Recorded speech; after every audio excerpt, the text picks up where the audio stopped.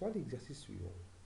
Alors dans le tableau suivant, donc il nous donne la concentration d'azote, milligrammes par litre, dans une rivière qui contient 19 stations différentes.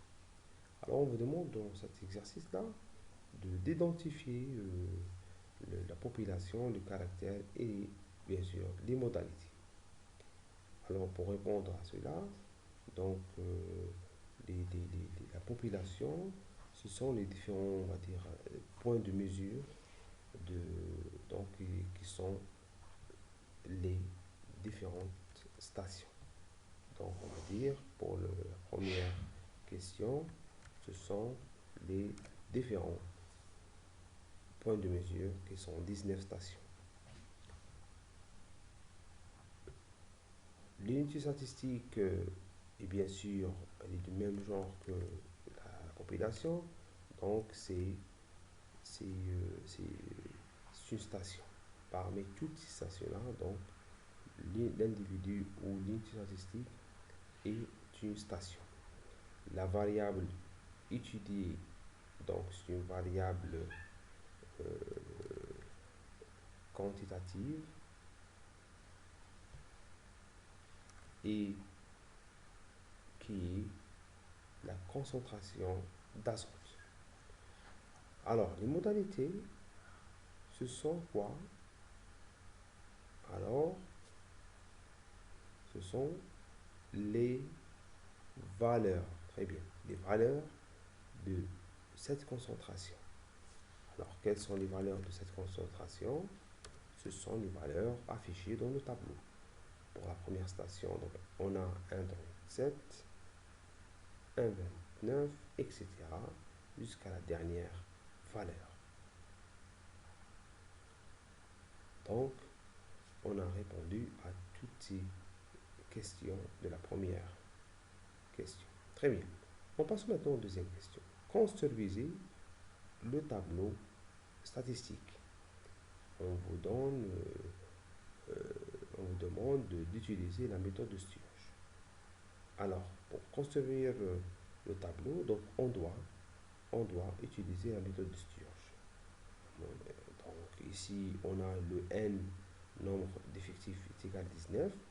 Donc, comme cette valeur elle est proche à la valeur qui vous a été donnée pour passer d'une variable discrète à une variable continue, 20, donc on a 19. Donc, exceptionnellement, on va considérer que cette variable elle est continue.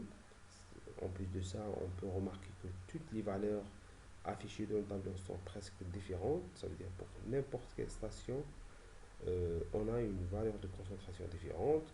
Donc on est quoi? On est en face d'une variable continue et on doit utiliser la formule de Sturge. Pour répondre à la première question, on doit appliquer ou formuler la formule de Sturge. 1 plus 3,3 logarithme décimal de n qui est égal à 19 et on trouve est égal, comme vous pouvez le voir dans cette formule, est égal à 5,22. Donc on va prendre le nombre de classes est égal à 5.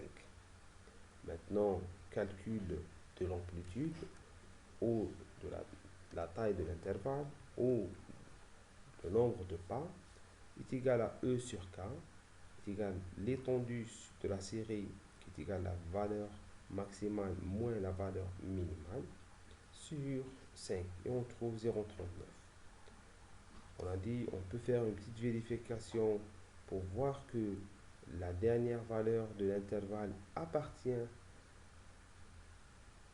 à la dernière classe en appliquant la formule suivante: x min plus a fois k supérieur ou égal à x max. Application numérique. Et qu'est-ce qu'on trouve? On trouve que x min plus 5 fois le pas, k, amplitude, est égal à 2,43. Donc cette valeur-là, elle est égale à la valeur x max de la série. Donc, on va dire que c'est une condition vérifiée et on peut la considérer acceptée. Ça veut dire on va fermer l'intervalle à la dernière classe. Alors, pour remplir le tableau, ça sera comme suit. Alors, le tableau qu'on doit remplir est le suivant.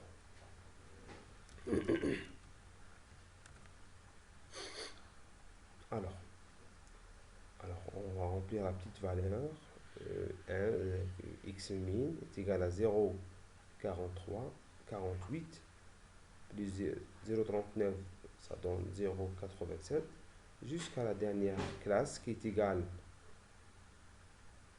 de 2,04 à la valeur de 43. Et ici, on marque qu'on va fermer afin de garder le nombre de classes est égal à 5. Alors, pour remplir maintenant les effectifs NI, il ne suffit donc qu'à déterminer donc, le nombre de stations dont la concentration se trouvant dans le premier intervalle. Alors, en revenant ici dans le tableau, on va voir quelles sont ces concentrations. Alors, vous avez donc cette valeur, elle n'appartient pas parce qu'elle est exclue du premier intervalle. Donc, on va trouver la première, deuxième valeur et la troisième 0,6. Donc, on a 3. Dans l'effectif, on a 3. Et ainsi de suite. De la même façon, on peut remplir tout le tableau. Alors, vous voyez, comme ici, on a 3 valeurs. Le premier intervalle, 8, 4, 2 et 2. Bien sûr, il faut à chaque fois vérifier que le total est égal à 19. Alors, maintenant, le calcul du centre de classe. Maintenant, le calcul du centre de classe est classique. Alors, il faut juste déterminer, on va dire, comment dirais-je, avec la formule utilisée qui est quoi? Donc, la borne inférieure plus la borne supérieure sur 2, ça vous donne la valeur du centre, premier centre, deuxième centre, etc. La fréquence, elle est déterminée donc par la formule suivante. NI fois 100% sur grand N qui est 19. Alors des fois on le met en pourcentage, des fois on le met donc juste une autre façon de présenter la fréquence, ça veut dire entre 0 et 1, c'est-à-dire 100 multiplié par 100%. Donc là, ici il faut juste vérifier que la somme est égale à la valeur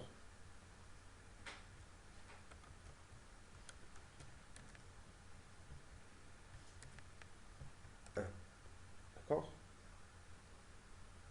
Et voilà pour la représentation du tableau par la méthode